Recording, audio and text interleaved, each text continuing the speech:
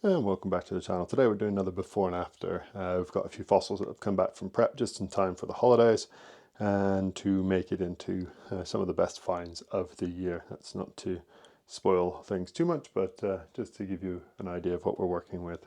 And so where do we start? Let's start with a disappointment.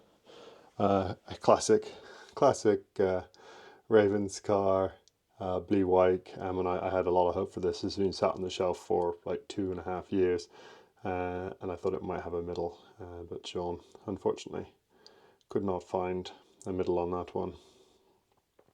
I'll also apologise because this one and one other Ammonite doesn't have a before, at least not an easily found one. It'll be on the channel if you go back and look for it, and if you do find it, make sure to just tag in the location in the comments, because that would be really helpful. But yeah, sadly, had classic blue white ammonite, no mid. But we will keep looking on the list for things to find next year. But we'll stay in Ravenscar because why not? It's a classic site, and so we've got the first of the cats. So Catacoeloceras or Catacoeloceras, depending on your pronunciation preference.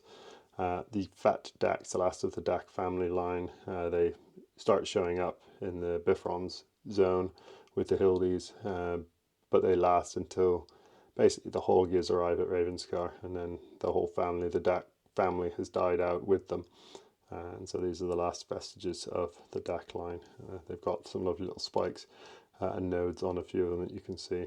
I believe these are all of the Dumortieri species. I might be wrong with that. I basically only seem to collect the cat Dumortieri because they're really common at Ravenscar. And there's been a little corner in the first bay that's been pouring out lovely, lovely cats this last year. So that's the first one. The next one, yeah, I've made my trip already. I do love a fat dac, and that is, one chunky fat dac. That's a Catacoeloceras, and it's just a beautiful example. Hopefully that is all there. A nice little shell on that side too. But yeah, that is special. So very, very happy with that. It's probably the star of this show. So this one is just a thing of beauty.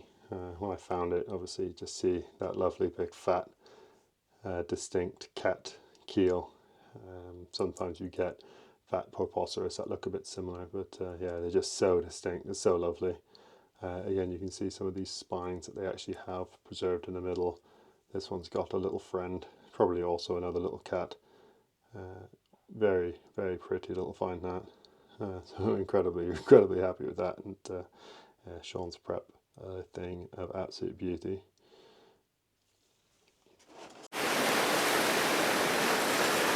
And there's my actual good fat dac. Although I'm not convinced that's just a Catacoeloceras. It looks like it with its size. That's that ribbing doesn't look quite the same. That is a beauty though. Missing a bit of the edge, but it should all be there. Nice. And of course, why would we stop looking at cats? Because cats are special things. It's often joked about in the paleo community that the easiest place to find a new species is in the collection, and this has been sat on my shelf unprepped since January 2024. Yeah, it's been a long time waiting, and that's all just been sat like that, just teasing me in the hope that it might be something cool. And when I had a few cats go off to prep, I thought, why not, let's send this one as well. Much like the first one, which has got that little bit of damage across the outside of the shell, this one's got damage too. And I thought this piece of shell originally was from this, which would make it really awesome that it's just being rotated around. But I suspect it's actually from a break just below it, because the shell shows signs of crushing along this edge. So I do wonder if this is just crushed and displaced and rotated up rather than from across there. But either way, yeah, beautiful ammonite. And these openings have had a bit of a debate recently on the forums, whether they are feeding damage from other ammonites, whether they are damage due to explosion or implosion of gases within this shell. or whether they're things like lobsters getting in and breaking out bits as they move in. But yeah, what a pretty little trio of cats. We then jump way down in time. We're now going back to the Lower Lias. Yeah, that's the cutoff. That's how far I've got. And this here is a Lytoceras. Probably not a very good one. The middle Lias Lytos tend to be a bit knackered anyway, through the middle. So you can see the section. It looks flat. And I've got a Lytoceras. It's not the most pretty Lytoceras. They don't tend to be from the Lower Lias. Sometimes you get lucky.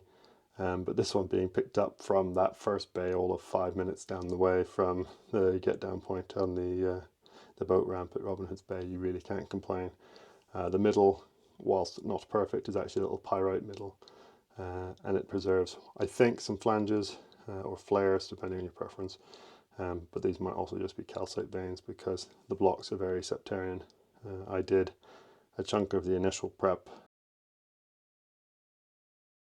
just to see if the middle was there, because if you look at the side, you'd normally expect to see a bit of depth to it, but it's no depth, it's just flat. So yeah, it's not a lot left of it. So I'm very pleased that what is left and flat is still a distinct middle.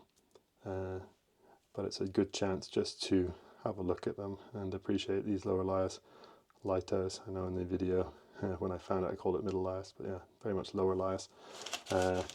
Sadly, it doesn't quite compete against my other Lower Lias Lyto, which yeah, it's quite a big a big friend of its, with a much better preservation throughout, but a nice comparator as well, just to show you how much bigger they can get. Yeah, a nice little collection of things back from prep. I've got a few more things off at prep and a few more things heading to prep soon. So keep an eye out for those. Thanks for watching. There'll be at least one more hunt and the end of year wrap up videos coming soon. So I'll catch you all shortly.